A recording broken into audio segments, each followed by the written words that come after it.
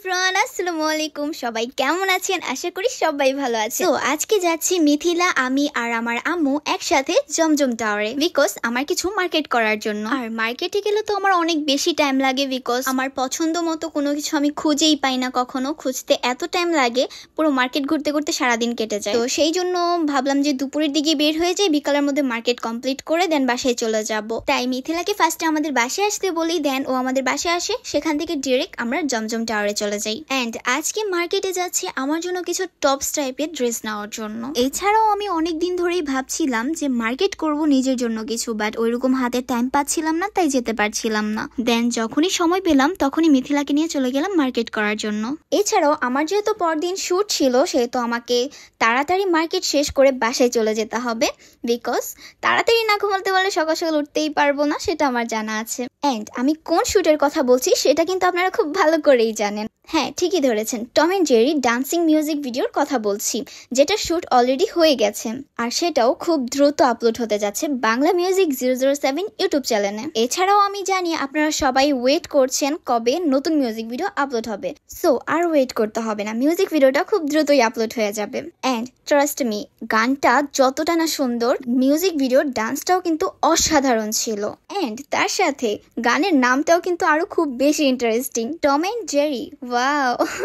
So যাই হোক, আমি আর মিথিলা মিলে পুরো মার্কেট ঘুরছিলাম, বিকজ কোথাও টপসের দোকানই খুঁজে পাচ্ছিলাম না, এন্ড পেলেও চয়েস হচ্ছিল না। সো ফাইনালি একটা দোকান পেয়ে গেলাম, এন্ড সেখানে ঢোকার সাথে সাথে একটা টপস অনেক বেশি পছন্দ হয়ে যায়, এন্ড সেটাই নিয়ে নিই। বেশি দেরি করি না, বিকজ ঘোরাঘুরির কারণে এত বেশি ক্ষুধা লাগছে যে আমরা সেটা কিনা সাথে সাথেই চলে যাই রেস্টুরেন্টে খাবার খাওয়ার জন্য। বাট এর মাঝখানে আমি একবার চেয়েছিলাম টপসটা একবার ট্রায়াল দিয়ে দেখানোর জন্য, বাট পরে ভাবলাম যদি দেখিয়ে দেখি করে হবে, নিউ ড্রেস কি আর থাকবে? কখনোই না। তাই আমি ড্রেসটা ট্রায়াল দিয়ে ঠিকই, কিন্তু কোনো ভিডিও করি না। আর টপসটা কিন্তু আমি আম্মু আর মিথিলার চয়েসেই কিনি। দেন আমরা রেস্টুরেন্টে গিয়ে খাবার অর্ডার করি, অ্যান্ড অনেকক্ষণ গল্প করতে করতে খাওয়া দাওয়া শেষ করি। বাট হুট করে একটা প্রবলেম হয়ে যায়। প্রবলেম হচ্ছে, আমার ওই দিন ডক্টরের কাছে যাওয়ার কথা ছিল, বাট আমার একদমই খেয়াল ছিল না।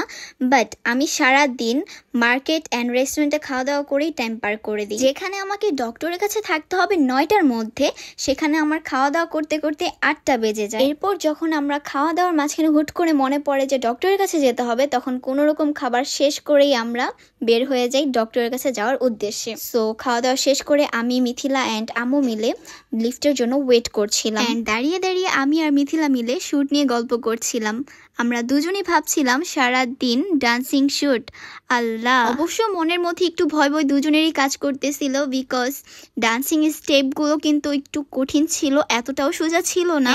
একেবারেই যে কঠিন সেটাও বলবো না, ডান্সিং স্টেপগুলো খুবই সুন্দর ছিল, আমার কাছে অনেক ভালো লাগে। এন্ড আমি তো এটাও একবার ভাবছিলাম যে আমি ডান্স শিখবো, বাট আমার হাতে একদমই ওইরকম টাইম নেই যে ডান্স শিখবো, বিকজ আমার সারাদিনই স্কুল, কোচিং, প্রাইভেট এগুলোতেই টাইম চলে যায়। অ্যান্ড যতটুকু ফ্রি টাইম অতটুকুর মধ্যে তো আমি টিকটকে আপ দেওয়ার জন্য নর্মাল কিছু ভিডিও করি, অ্যান্ড এক্সট্রা যে বাকি পড়াগুলো ওগুলো বাসায় কমপ্লিট করার জন্য ফ্রি টাইমটাই আমার শেষ হয়ে যায়। তাই বলতে গেলে আমি শুক্রবার ছাড়া একদমই ফ্রি থাকি না। শনিবার যদিও স্কুল অফ, ওই টাইমটাতেই একটু টাইম পাই, এছাড়া আমি হল টাইম বিজি থাকি। তো যাই হোক, বকবক করতে করতে আমি আমার আব্বুর দোকানে চলে আসি, দেন আব্বুকে নিয়ে একসাথে হসপিটালে চলে যাই। অ্যান্ড আপনারা অনেকে কোশ্চেন করবেন যে হসপিটালে কেন আসলাম, আমার কি হয়েছে, আমি অসুস্থ নাকি? আসলে অসুস্থ বলতে আমি যে একদমই অসুস্থ সেটা না, আবার সুস্থ সেটাও বলবো না। আসলে অসুস্থ বলতে আমি অতিরিক্ত কোনো কিছুই নিতে পারি না, যেমন কোনো কিছু নিয়ে অতিরিক্ত প্রেশার নেওয়া, কিংবা বেশি ফোন টিপা, বেশি রাত জাগা, বেশি চিল্লাচিল্লি,